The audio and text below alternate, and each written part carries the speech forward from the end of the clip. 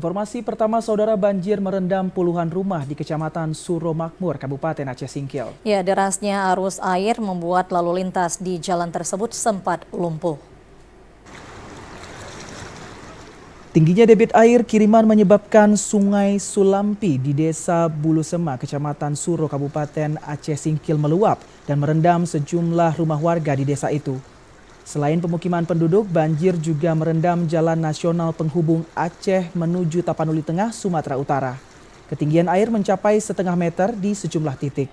Akibatnya, arus di jalan lintas antar provinsi itu sempat lumpuh selama beberapa jam dan sejumlah pengendara termasuk satu unit ambulans yang membawa pasien terpaksa harus menunggu air mulai surut.